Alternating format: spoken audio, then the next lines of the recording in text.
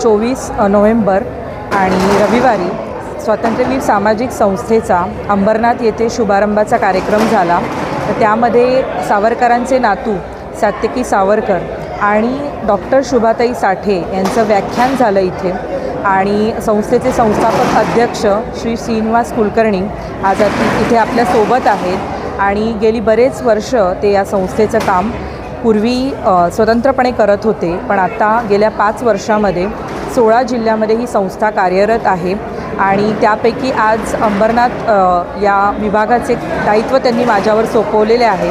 त्यामुळे यापुढे असेच म्हणजे संस्थेचे कार्य चालू राहणार आहे। अंबरनाथ व्यतिरिक्त अंबरनाथच्या आजूबाजूच्या सगळ्या भागांमध्ये आपल्याला अशा प्रकारचे कार्यक्रम आणि सावरकरांचे विचार पोहोचवायचे आहेत। तर त्यातला प्रमुख आमचं उद्दिष्ट आहे ते स्वातंत्र्यवीर सावरकरांच्या विचारांचा प्रचार आणि प्रसार।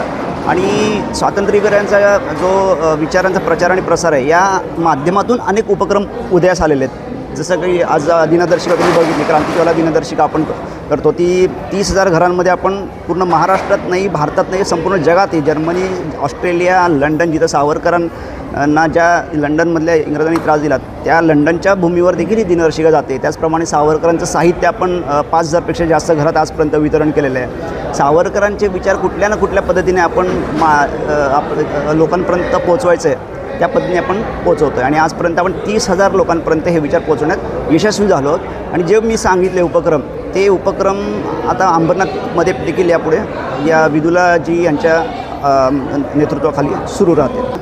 ज्याप्रमाणे बाकी संपूर्ण महाराष्ट्रात आमच्या संस्थेमध्ये तरुण आहेत, तसंच अंबरनाथमध्ये आम्ही जास्तीत जास्त तरुणांना या संस्थेमध्ये जोडून घेण्यासाठी काय काय उपक्रम यापूर्वी राबवलेत, तेच उपक्रम आम्ही राबवणार आहे। उदाहरणार्थ आम्ही वक्तृत्व स्पर्धा घेतो, ती तरुणाईसाठी असते। मागच्या वेळेस आम्ही जेव्हा वक्तृत्व स्पर्धा घेतली तेव्हा 300पेक्षा जास्त मुलामुलींनी यामध्ये सहभाग घेतला होता। सावरकर दौड हा आम्ही उपक्रम घेतो। सावरकर दौड म्हणजे काय, आजच्या काळात देशाला गरज आहे ती सावरकरांच्या विचारांची सुद्धा गरज आहे आज। तर त्या विचारांवर आपल्याला चालायचं आहे, बरोबर आहे? नाही, चालायचं नाही, उशीर झाला आहे। त्यामुळं त्यांच्या विचारांवर आपल्याला पळायचं म्हणून सावरकर दौड आपण ठिकठिकाणी शहरात घेतो।